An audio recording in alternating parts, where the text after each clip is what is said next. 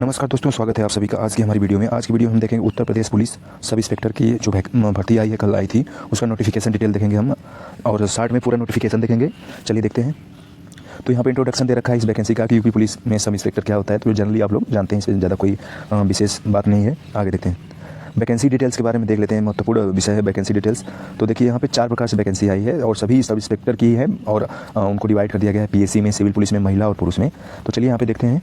तो यहाँ पे आपका वैकेंसी में देख सकते हैं, उप निरीक्षक नागरिक पुलिस महिला के रिक्त पदों, महिला के लिए ये है, ठीक है, पुरुष और महिला दोनों के लिए। ये सिविल पुलिस के लिए है, नागरिक पुलिस के लिए। तो अनारक्षित में देखिए यहाँ पे जो जनरल कैटेगरी है उसमें कितनी है, 1705 वैकेंसीज है।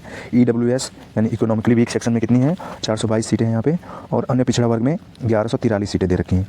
और अनुसूचित जाति 890 और यहाँ पे अनुसूचित जनजाति यहाँ पे 82 सीटें। टोटल 4242 सीटें जो हैं ये सिविल पुलिस नागरिक पुलिस की हैं। इसमें सब इंस्पेक्टर के जो पद हैं सिविल पुलिस में वो यहाँ पे दिए गए हैं। नेक्स्ट यहाँ पे ख में देखेंगे हम, तो ख में यहाँ पे प्लाटून कमांडर पीएससी में दिया गया है। पीएससी में उप निरीक्षक सशस्त्र पुलिस के रिक्त पदों का श्रेणीवार विवरण, इसमें पुरुष वर्ग के लिए है ये वाला ख ऑप्शन। और ए पीएससी के लिए वैकेंसी तो देखिए उसमें कितनी है, अनारक्षित के लिए 56, ईडब्ल्यूएस के लिए 13, अन्य पिछड़ा वर्ग के लिए 36 और अनुसूचित जाति के लिए 28 और यहाँ पे अनुसूचित जनजाति के लिए 2 पद हैं। तो इस तरह श्रेणीवार पद भी बताए गए हैं। आगे चलते हैं। यहाँ पे देख सकते हैं नेशनैलिटी तो इंडियन चाहिए। एज लिमिट क्या होनी चाहिए, ये 21 से 28 ईयर्स होनी चाहिए। ये किसके लिए होनी चाहिए, जनरल कैटेगरी के लिए होनी चाहिए। बाकी कैटेगरी वाइज जो छूट मिलती है उसके अनुसार मिलेगी। Age relaxation applicable as per government rules. Education qualification आपको पता होगा, ग्रेजुएशन चाहिए, एनी यूनिवर्सिटी मतलब से होनी चाहिए। फिजिकल स्टैंडर्ड तो 168 सेंटीमीटर जनरल के लिए और 160 सेंटीमीटर SC ST OBC के लिए चाहिए। यहाँ पे एक मिस्टेक करेक्ट कर लीजिएगा, OBC के लिए भी यहाँ पे 168 सेंटीमीटर ही चाहिए। SC ST के लिए यहाँ पे चाहिए होती है 160 सेंटीमीटर। नेक्स्ट देखते हैं। यहाँ पे और भी है एज रिलैक्सेशन में क्या है, तो क्रमांक यहाँ पे देख सकते हैं कि जो है अन्य पिछड़ा वर्ग के लिए यहाँ पे एज रिलैक्सेशन की बात की गई है।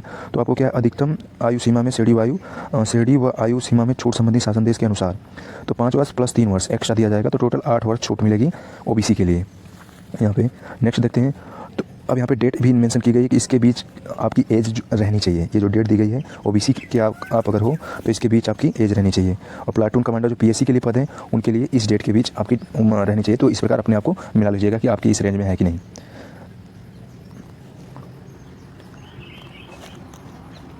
आगे देखते हैं। तो इसमें देखेंगे हम एप्लीकेशन प्रोसेस क्या है, कैसे प्रोसीजर कैसे ऑनलाइन करना है। तो पहला तो है कि आपको OTR रजिस्ट्रेशन करना है, वन टाइम रजिस्ट्रेशन, जो कि पहले आप कर चुके होंगे बहुत पहले ही।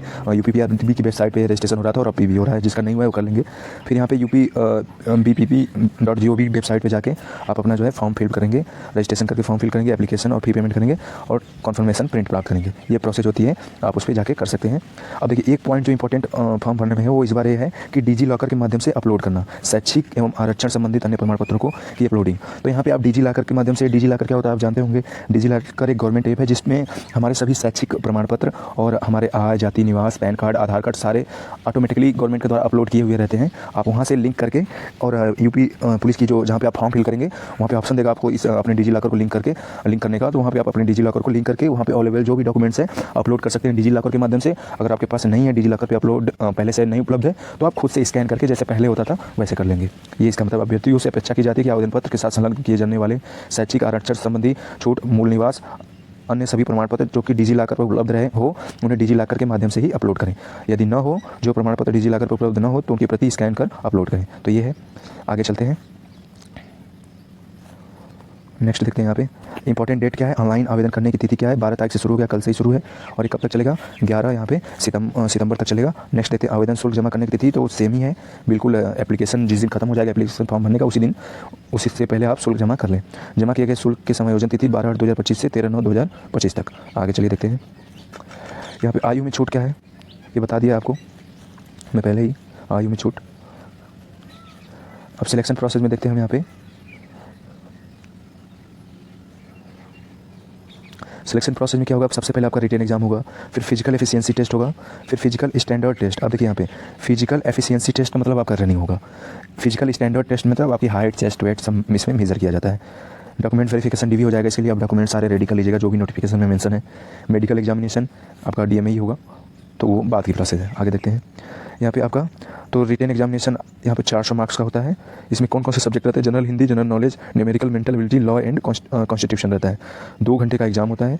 इसमें माइनस मार्किंग 0.25 मार्क्स की जाती है। आगे देखते हैं। सिलेबस जो है 60 में देख लेते हैं यहाँ पे। तो जनरल हिंदी में क्या होता है, ग्रामर होता है, वोकैबुलरी होती है, कंप्रेंशन होता है। जनरल नॉलेज में करंट अफेयर्स में मेजर रहेगा, हिस्ट्री और जियोग्राफी। और इसमें numeral and mental ability, math में क्या रहेगा, बेसिक मैथ और रीजनिंग रहेगी। लॉ एंड कॉन्स्टिट्यूशन, मूल विधि में क्या रहेगा, कोड, सीआरपीसी, पुलिस एक्ट और इंडियन पिनल कोड, जो कि अभी बीएनएस हो गया है, भारत न्याय संहिता, तो उसको पढ़िएगा। आगे चलते हैं।